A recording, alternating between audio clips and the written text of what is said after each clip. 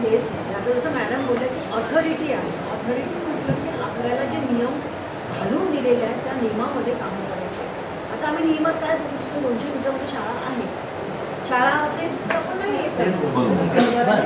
आता बाकी ज्या शाळा ज्या आहेत तर मॅडम बोलल्या की 210 जरी असेल तर आम्ही 10 ते रोज शाळा कारण डिस्टन्स आहे.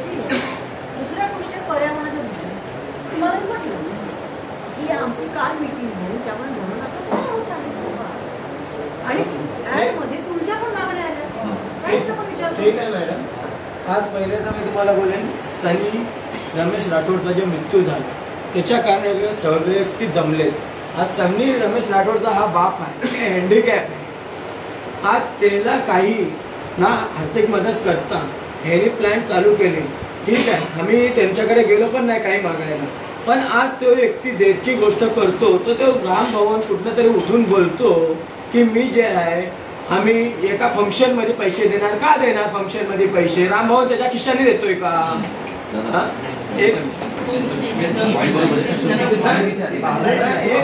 आमची भावना. दुसरी गोष्ट नाही, आणखी दुसरी गोष्ट महानगरपालिकेचा पण मी लेटर दिलेलं आहे. महानगरपालिकेने जेव्हा पाठपुरावा करत होते तर तुम्ही आम्हाला माहिती का नाही दिली? तर आम्ही पुढे फाईट करतोय, तुम्हाला काही करायचंय का, कोर्टमध्ये दाखल करायचंय का?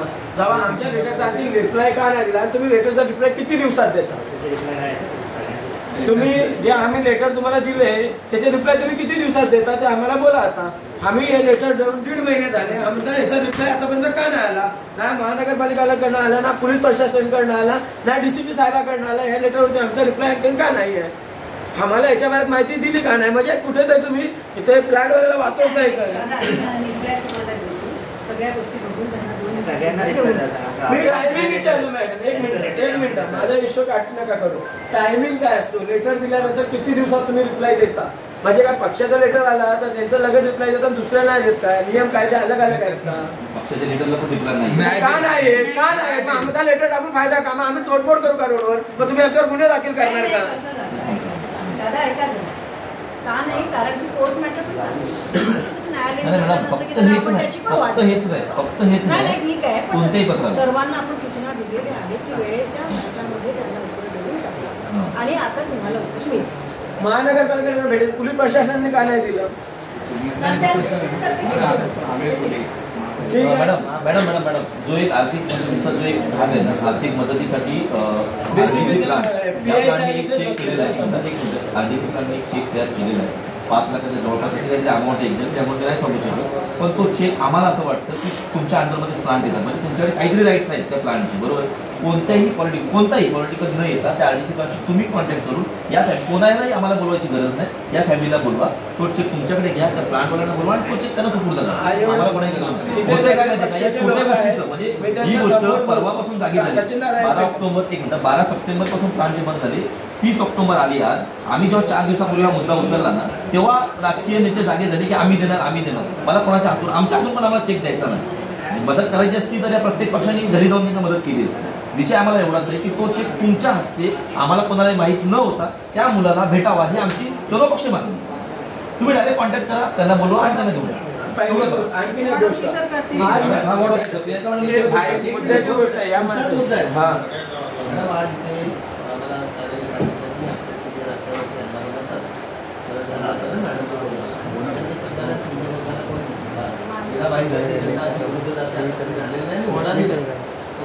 आम्ही तुमच्या आम्हाला असं कळतं की RMCचे पण प्लॅन चालू आहे ती माणसं पण येतात.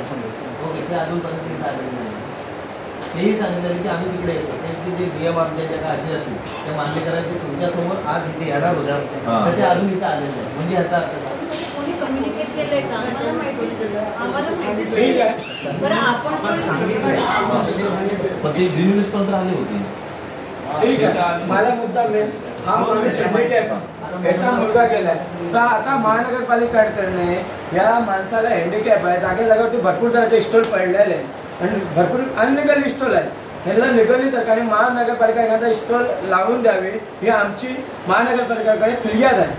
का आज हा मुलगा झालाय, आज आपल्या एरियात झालाय आणि उद्या त्याला कुठलं 2 पैसे कमवण्याचं हे प्रशासनाकडनं सहयोग झाला पाहिजे आणि प्रशासनाने करून दिलं पाहिजे. दुसरी गोष्ट, PI साहेबाला विचारला त्यांना आम्ही कधी त्रास दिला का? ज्या दिवशी 11 तारखेला त्याचा मृत्यू झाला, 12 तारखेला तिथे प्रकरण चालू होता, आम्ही तिथे आलो. कुठे गेलो?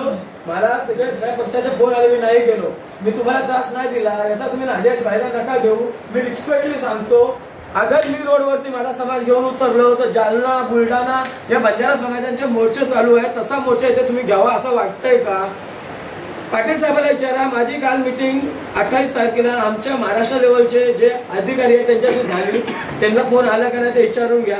आणि त्यांच्याशी आमची चर्चा झालेली आहे. ठामपणाने आमचं मत आहे, आम्ही हे पिटिशनच्या खिलाफ आम्ही दाखल करणार पिटिशन हायकोर्टमध्ये. का की जे मुलगा गेला आमच्या मुलाचा बळी गेला तर दुसऱ्या मुलाचा बळी नाही गेला पाहिजे. आज इथे माझे जे भाऊबंद आलेत त्यांच्या उद्या कुणाचा समाजाचा वाटोळा नाही झालं पाहिजे ते समजून आज आम्ही इथं सगळं जमलो. मी RPI पक्षाचा भले ठाणे जिल्हा अध्यक्ष आहे बंजारा समाजाचा, पण मी आजपर्यंत तुम्हाला कधी दिसलो का? तर कुठे लेटर टाकताना दिसलो? मी संस्थाच्या लेटर टाकण्याचं कारण सांगतो. आज हे सगळे पक्ष आलेत, उद्या मी मोर्चा घेईन, त्यांना सगळ्यांना बोलवणार. जे नाही येणार त्यांनी पैसे खाल्ले ही मी ठामपणे सांगणार. मॅडम त्यांची जी त्यांची स्टॉलची मागणी आहे तुम्ही प्लीज आम्ही सर्व एक स्टॉल जर होत असेल म्हणजे उपजीविकेचं साधन होईल. आणि एक मिनिट सचिन, दुसरी गोष्ट मॅडम, जे प्लॅनची ज्या गाड्या चालतात ना त्या गाड्याच्या बाजूला जे किन्नर असतो त्या किन्नर बसलेला नसतो गाड्यामध्ये, त्याच्यामुळे हे अपघात होतो. तर हे लक्ष आरटीओला तुम्ही अर्ज द्या त्या प्रत्येक गाड्यांमध्ये किन्नर असायला पाहिजे. आणि जो गाडी चालवणारा व्यक्ती आहे तो आरटीओचा विषय आहे. नाही आरटीओचा मॅडम अर्ज देतील ना त्यांना आरटीओला. तुम्ही पण हे करा, आपण करू, आपण आरटीओला सुद्धा बोलवून घेऊ.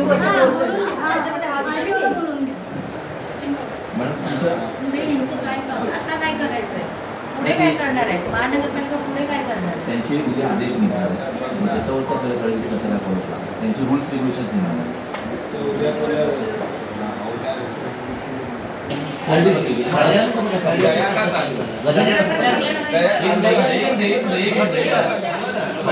असा या मॅडमनी उत्तर दिलं की आमच्यापर्यंत पण कोर्टाचा ऑर्डर फक्त RDC म्हणजे गजानन कोर्टात गेलाच नाही. तो आमचा सील कारवाई पण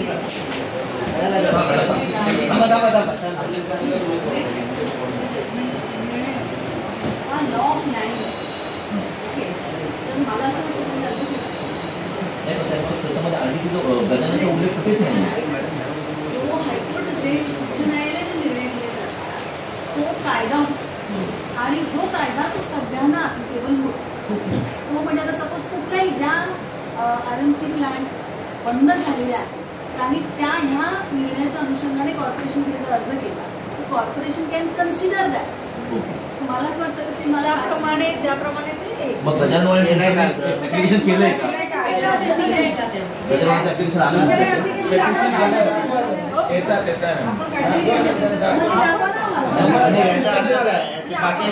ते पण चालू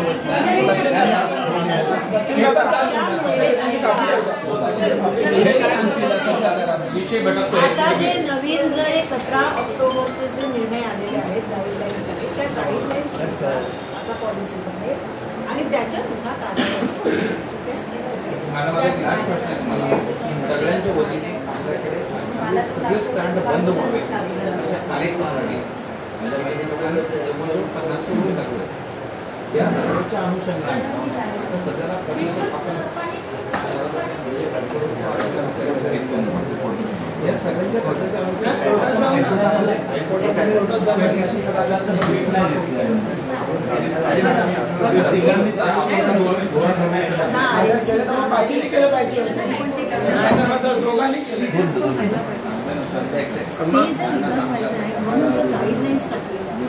त्या गाईडलाईन्सनुसार जर परवानगी द्यावीच लागेल ना.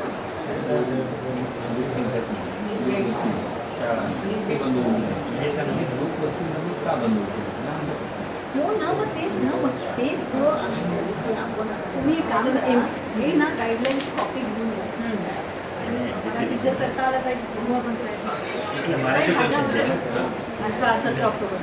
काय आम्हाला हे पण बांधले त्याच्या बाहेर नाही जाऊ शकत ना आम्ही कसे जाणार? कारण का हे जे पर्यावरण अधिनियम आहे त्या अंतर्गत म्हणजे केंद्र शासनाचा जो अधिनियम आहे कायदा आहे त्याच्या अनुषंगाने हे प्रदूषण मंडळाने तयार केलेलं आहे. आम्हाला हे बंधनकारक आहे. ह्याच्या बाहेर जाऊन काहीच करू शकत नाही. आता लोकवस्तीला त्यांनी फक्त 50 मीटरचं अंतर ठेवलंय. 50 मीटर म्हणजे अगर लोक वस्तीचे सगळे रस्त्यावर लोक उतरले तर तुम्ही काय करणार? आता आम्हाला सगळे लोक रस्त्यावर उतरायला लागेल. शिष्टमंडळी आपण लागेल. एक मिनिट असं करा, आपण आंदोलन घेऊन रस्त्यावर उतरूया आपण. 50 मीटर चालतं. 50 मीटर मी मधातपासून तो ज्या प्लॅन बद्दल बोलतोय त्याच्यामध्ये 2 मीटरचा पण अंतर नाही. आपली सोसायटी पण त्याच्यामध्ये 2 मीटरचा पण अंतर नाही. 50 मीटरचे लांबच झाले. मी मगाशी उदाहरण 2 मोबाईल दिले. हा 50 मीटर 2 मीटर पण नाही. ही भिंत अशीच आहे. नाही ठीक आहे ना, आपण लोक वस्तीवर सगळ्या रोडवर उतरूया आपण. 17 ऑक्टोबरच्या आठवड्यानुसार पूर्ण सगळ्या रिव्ह्यू होणार आहे. ठीक आहे, आणि त्याच्यानुसार आम्हाला मान्य आयुक्तांनी सूचना दिलेल्या आहेत. रिव्ह्यू करा आणि त्यानुसार ऍक्शन घ्यायला सांगितलेली आहे आणि ते काम सुरू आहे बोर्ड ऑफिसर. त्याच्यामध्ये हे सगळं तुम्ही नमूद करा. जसं यांनी सांगितल्याप्रमाणे लोकांनी सांगितल्याप्रमाणे की शाळेचा मुद्दा फार महत्वाचा आहे. तिथल्या लोकवस्तीचा मुद्दा फार महत्त्वाचा आहे. आणि जसं RTOला जसं तुम्ही म्हटलात ना की ते वेग किती स्पीड ठेवायला पाहिजे तोही मुद्दा महत्त्वाचा आहे. आणि हे सगळे मुद्दे टाकून जर आपल्याला त्याच्यावरती काही नियंत्रण आणता आलं आणि हे प्लॅन बंद झाले तर फार महत्त्वाचं आहे.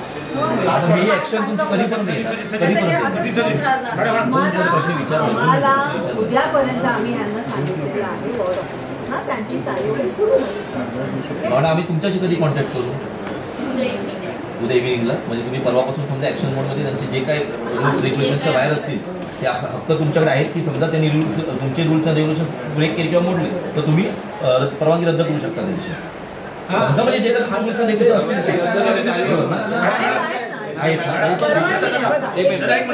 आता मी तुम्हाला अजून एक सांगते. स्थानिक स्वराज्य संस्था जी आहे ह्याच्यामध्ये कन्सेंट टू एस्टॅब्लिश ते कोण देतं? MPC. ते आल्यानंतर आपण काय करतो फक्त 6 महिन्यासाठी किंवा 11 महिन्यासाठी जो काही कालावधी आम्हाला दिलेला आहे त्या कालावधीसाठी आम्ही फक्त चालवायला त्यांना परवानगी देतो. म्हणजे पहिल्यांदा कन्सेंट टू एस्टॅब्लिश कोण देते? MPCB देते.